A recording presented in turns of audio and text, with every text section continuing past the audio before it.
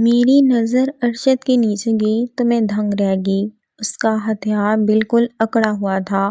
میں نے ارشد کا ہتھیار نکالا اور پھر منہ میں ڈال کر السلام علیکم ناظرین، میرا نام فائزہ ہے۔ میری عمر اس وقت 32 سال ہے۔ میں ایک شادی شدہ عورت ہوں۔ یہ تب کی بات ہے جب میری شادی نئی ہوئی تھی۔ میری شادی کو 5 سال ہو چکے ہیں۔ میرے خاوند دبئی میں جاب کرتے ہیں۔ میرا بھتیجا جس کا نام ارشد ہے وہ ہمارے پاس رہنے کے لیے آیا ہوا تھا کیونکہ میرا خاوند اسے میرے پاس چھوڑ کر دبئی چلا گیا تھا تاکہ ارشد میرا خیال رکھ سکے کیونکہ میرا خاوند دبئی میں جاب کرتا تھا اور وہ 2-3 سال بعد ہی گھر کا چکر لگایا کرتا تھا۔ میرے شوہر کا نام اعجاز تھا۔ ان کی عمر تقریباً 40 سال ہے۔ ہماری شادی پسند کی ہوئی تھی اور میں اعجاز کے ساتھ بہت خوش تھی۔ ہماری شادی کو ابھی 2 سال ہی ہوئے تھے کہ میرے شوہر کو جاب کے سلسلے میں دبئی جانا پڑا کیونکہ پاکستان میں رہ کر وہ کچھ خاص پیسے نہیں کما پاتے تھے جس سے ہمارے گھر کا خرچ نہیں چلتا تھا۔ تو میں نے انہیں مشورہ دیا کہ یا تو وہ کوئی اچھی جاب ڈھونڈیں یا پھر باہر کے ملک چلے جائیں۔ انہوں نے میری بات مان لی تھی اور وہ دبئی چلے گئے تھے۔ اب ہمارے پاس پیسے کی ریل پیل تھی۔ میرے شوہر اعجاز کو دبئی گئے ہوئے 6 سال ہو چکے تھے۔ ایسے میں صرف میرا ایک ہی بیٹا تھا جس کی عمر تقریباً 4 سال تھی کیونکہ میرے شوہر دبئی 6 سال سے مقیم تھے اور وہ 2-3 سال بعد ہی گھر چکر لگایا کرتے تھے اور ایسے میں ہماری کچھ خاص محبت نہیں ہو پاتی تھی جس کی وجہ سے میرے پاس ابھی ایک ہی بیٹا تھا۔ میرا بھتیجا ارشد میرے پاس رہنے آیا تھا تو میں اس کے ساتھ بہت خوش رہنے لگی کیونکہ میں تنہائی کاٹ کر ڈپریشن کا شکار ہو چکی تھی اور ارشد کے آتے ہی میری پریشانیاں خوشیوں میں بدلنے لگی تھیں کیونکہ ارشد بہت ہی خوش اخلاق لڑکا تھا۔ اس کی عمر تقریباً 18 سال تھی۔ ارشد میرے بھائی کا بیٹا تھا اور مجھے آپی کہہ کر بلاتا تھا مگر یہ رشتہ کب ہوس میں بدل گیا مجھے اس کا پتہ ہی نہ چلا۔ سردیوں کی راتیں تھیں۔ ارشد میرے کمرے میں میرے ساتھ ہی سوتا تھا اور 2 سال سے میرے ساتھ سو رہا تھا مگر آج تک کبھی بھی میرے ذہن میں ایسا خیال نہیں آیا تھا کہ میں ارشد کی طرف متوجہ ہوتی یا اس کے ساتھ کوئی ایسا تعلق قائم کرتی جس کی وجہ سے وہ مجھ سے مانوس ہو جاتا۔ ارشد میٹرک میں پڑھ رہا تھا اور دکھنے میں بھی بہت خوبصورت اور ذہین تھا۔ وہ میرے بیٹے کو بھی پڑھایا کرتا تھا۔ یہ سردیوں کی راتیں تھیں۔ ارشد اور میں کمرے میں ہی سوئے ہوئے تھے۔ اچانک رات 1 بجے میری آنکھ کھلی۔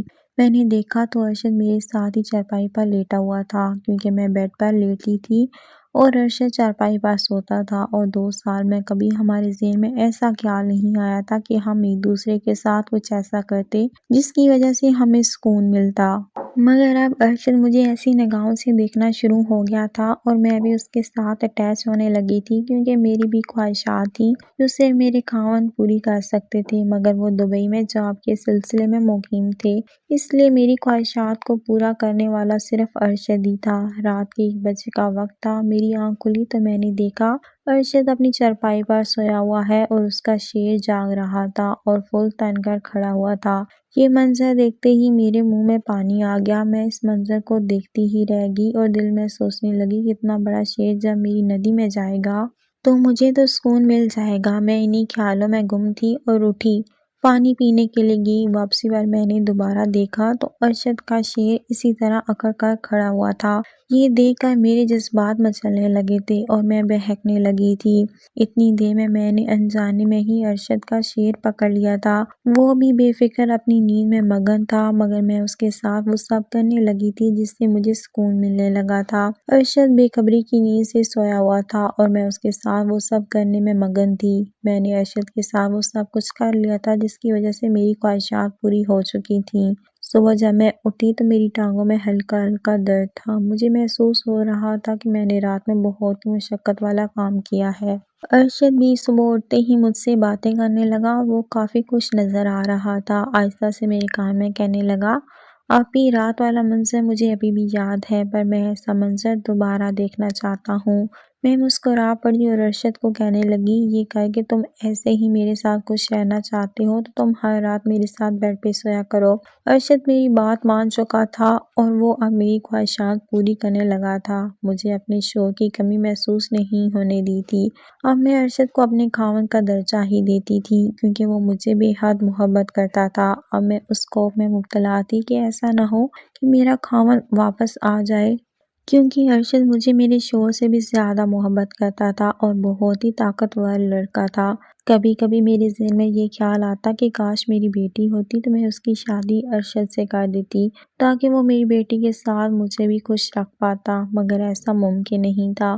اس طرح 2 سال گزر گئے تھے، ہم ایک دوسرے کے ساتھ بہت خوش تھے۔ اتنے میں میرے خاوند چھٹی پر آ گئے تھے اور وہ پکا دبئی کو چھوڑ کر آ چکے تھے۔ اب میں اپنے خاوند کے ساتھ ہی رہتی تھی اور ارشد بھی اپنے گھر واپس چلا گیا تھا، مگر مجھے ارشد کی بہت یاد آتی تھی۔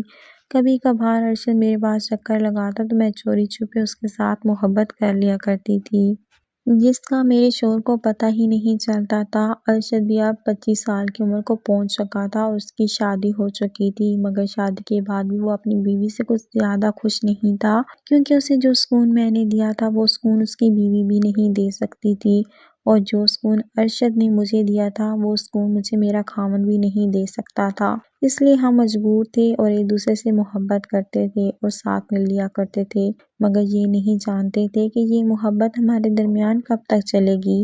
اگر آپ کو میری کہانی پسند آئی ہو تو ویڈیو کو لائک کریں اور چینل کو سبسکرائب کریں۔ شکریہ۔